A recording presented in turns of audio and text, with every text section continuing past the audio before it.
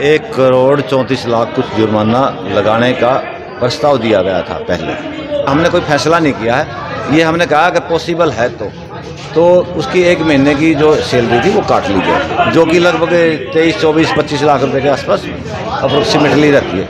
अगर कमिश्नर साहब ने उसमें फैसला किया है कि चाहें तो इसको बढ़ा भी सकते हैं। हमने सिर्फ प्रस्ताव रखा है। सिफारिश का क्या है, कोई कुछ भी कहेगा तो, लेकिन टेक्निकली काम जो होना है वही तो होगा ना।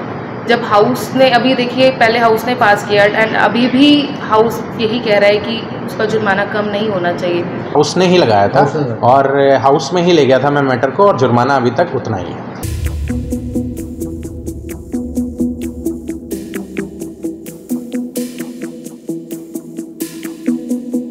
ऐतिहासिक शहर पानीपत की सारी छोटी बड़ी गतिविधियों को जानने के लिए वॉइस ऑफ पानीपत को लाइक करें, शेयर करें और सब्सक्राइब करें। नमस्कार, आप देख रहे हैं वॉइस ऑफ पानीपत और मैं हूं आपके साथ सोनम। पानीपत में कूड़े के नाम पर हो रहे भ्रष्टाचार और करोड़ों रुपए की वसूली करने वाली जेबीएम कंपनी के खिलाफ जो पार्षद पहले आवाज उठाते थे, वही अब जेबीएम पर लगे 1,34,00,000 रुपए जुर्माने को कम करने की सिफारिशें कर रहे हैं। और ये हैरानी की बात तो ये है कि नगर निगम की मेयर को इस बात की जानकारी तक नहीं है। जुर्माना कम करने के पीछे तर्क ये दिया गया था कि हाउस ने जो जुर्माना लगाया था इसका कोई फॉर्मूला या कोई आधार ही नहीं है, इसलिए कानूनी पचड़े से बचने के लिए जुर्माना घटा दिया जाए। निगम की 5 सदस्यीय सफाई विभाग मैनेजमेंट कमेटी के प्रधान संजीव दहिया ने यह मुद्दा अपनी कमेटी के सामने रखा और यह तर्क दिया था कि जो जुर्माना लगाया गया है उतना तो बनता ही नहीं, इसलिए वो जुर्माना 1,34,00,000 से घटाकर 27 लाख किया जाए। अब ये मुद्दा कल यानी बुधवार को हाउस की मीटिंग में भी पहुंचा, जिसे मेयर और कमिश्नर व बाकी पार्षदों ने सिरे से नकार दिया। अब जरा संजीव दहिया की सुनिए, वो जुर्माने की रकम को कम करने की सिफारिशें क्यों कर रही हैं। 1,34,00,000 कुछ जुर्माना लगाने का प्रस्ताव दिया गया था। पहले उस टाइम जेबीएम कंपनी पर मंथ लगभग 1.5 करोड़ रुपया वसूल रही थी। जब जुर्माने की सिफारिश की गई, आज की तारीख में करीब 24-25 लाख रुपए है और जिस कंपनी के खिलाफ किया गया था वो कंपनी छोड़ दी गई थी। जो कंपनी उस टाइम पर काम कर रही थी वो कोई और कंपनी थी। इस दौरान जब शिफ्ट दूसरी कंपनी को काम दिया गया तो उस पहली कंपनी ने उसको काम नहीं करने दिया, तो 10-12 दिन इसमें इफेक्ट हुए हैं, खासकर 3-4 दिन। तो बातचीत डिस्कस करके अधिकारियों की तरफ से हमने कोई फैसला नहीं किया है। ये हमने कहा अगर पॉसिबल है तो उसकी 1 महीने की जो सैलरी थी वो काट ली जाए, जो कि लगभग 23, 24, 25 लाख रुपए के आसपास अप्रोक्सीमेटली रहती है।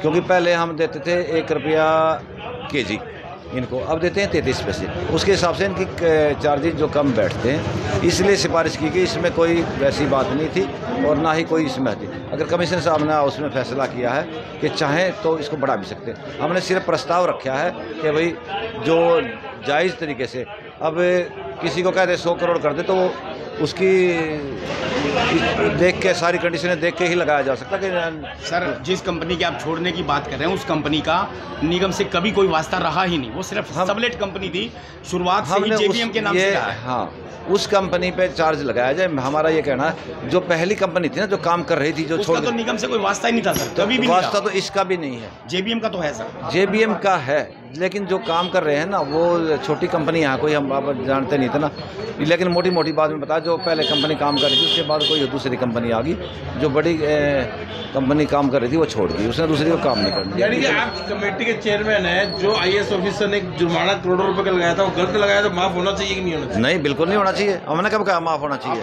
आप कह रहे हैं कि भाई 24 से 25 लाख अभी फिलहाल। हमने नहीं कहा, हमने कोई फैसला नहीं किया। मैं फिर कह रहा हूँ, हमने कोई फैसला थोड़ी नहीं किया। प्रस्ताव है कि प्रपोज्ड है, हो सब पॉसिबल है तो ठीक है, नहीं तो हमने कोई, हम सदन के साथ है। अगर कमिश्नर साहब और टीम और अधिकारी चाहेंगे चाहे 2 करोड़ करें, हम तो चाहते हैं वसूली होनी चाहिए। आईएएस ऑफिसर ने जुर्माना लगाया, प्रस्ताव क्यों पारित किया जा रहा है? कोई प्रस्ताव पारित नहीं किया गया, कोई प्रस्ताव आया है? ये बड़ी बात तो यह है कि कांग्रेस सरकार में 50 लाख रुपए तक की रकम में शहर को साफ किया जाता था, लेकिन बीजेपी सरकार ने सत्ता में आते ही ये रकम करीब करीब 10 गुना बढ़ा दी।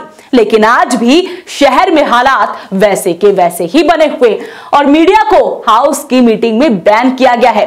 अंदर क्या मुद्दे उठाए जाते हैं, किन मुद्दों को दबाया जाता है, यह भी एक बड़ा सवाल है।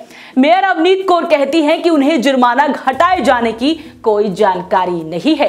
कमिश्नर राहुल नरवाल भी जुर्माना घटाने के पक्ष में नजर नहीं आ रहे हैं। तो आपको एक बार मेयर और कमिश्नर की सुनवाते हैं कि उनका इस मुद्दे पर क्या कुछ कहना है। ये आपने बात सुनी और जो भी वहाँ पर पेनल्टी लगी हुई है जेबीएम की वो उतनी ही रहेगी, उसको किसी भी तरीके से कम नहीं किया जाएगा और हमारे हाउस ने भी इस चीज़ को पास किया। सिफारिश जो की गई है मैम, उससे कहाँ तक इत्तेफाक रख दे, क्या सही की गई है सिफारिश? सिफारिश किसने की है भाई? सिफारिश का क्या है, कोई कुछ भी कहेगा तो, लेकिन टेक्निकली काम जो होना है वही तो होगा ना।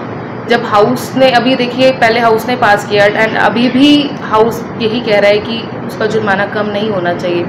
तो अकॉर्डिंग टू रिकॉर्ड्स जिस हिसाब से जिस बेस पे पहले लगा है उसी बेस पे जो है उसको कंटिन्यू रखना चाहिए, क्योंकि अभी भी कुछ एक एरियाज ऐसे हैं सेक्टर में जहाँ पर डोर टू डोर नहीं हो पा रहा है क्योंकि प्राइवेट कंपनीज वहाँ पे काम कर रही हैं। तो इतना वहाँ उसके ऊपर जुर्माना लगना तो लाजमी है, लगना चाहिए।